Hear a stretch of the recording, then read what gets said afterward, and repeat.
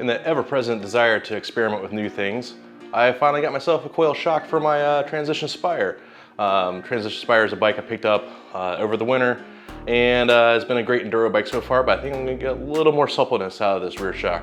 Let's see what I got on the bench over here. Rockshox Super Deluxe. So I already have the Super Deluxe Air. This is the Super Deluxe Coil. Let's go over a couple features. This is a 205 by 65 millimeter stroke shock, and it's got all the bells and whistles for adjustments. Got the low speed compression, a high speed compression, lockout lever for lockout, and probably most importantly for these new coil shocks is a hydraulic bottom mount. This one's adjustable. I believe they all have it. The adjustable one's gonna be quite interesting. I'm a bigger guy, and being a bigger guy, having the adjustment is good. Also, being a bigger guy though means that I need that bigger guy rear spring.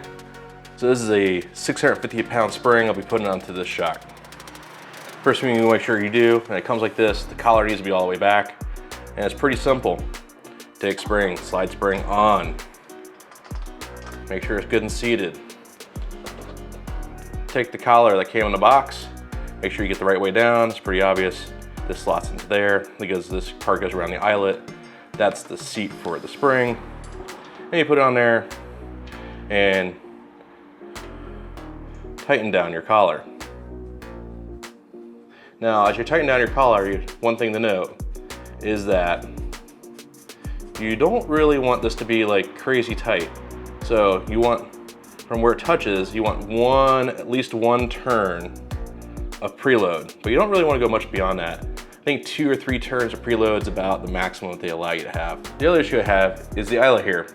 Rockshox 30 millimeter shaft is forever out of stock. So what I've done is I'm gonna take a Fox version and put it in here. Luckily, Fox and Rockshox over the years have standardized their hardware, which means you can use Fox or Rockshox hardware on either or.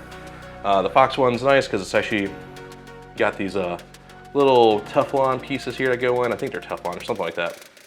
It's good enough. And this is it's going to replace this bushing here.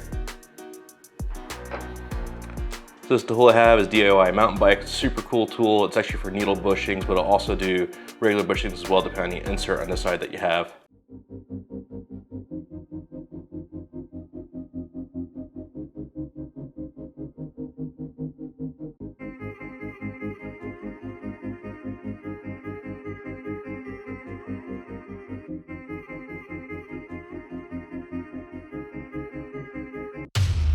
And it's all on. Simple as that. Let's put them on the scale here and see how much this thing weighs. Now, of course, weight is not the reason you buy a coil rear shock. You buy it for performance, you buy it for suppleness, and things along those lines. So we'll weigh the air shock here in a little bit too. So this thing with rear shock, a rear shock with spring, with hardware.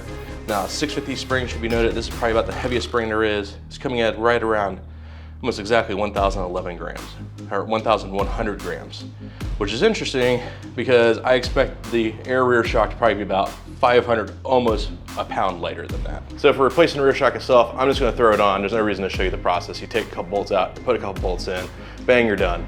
And we'll be back in just a second. So let's take a quick look at how this thing looks like with the coil rear shock.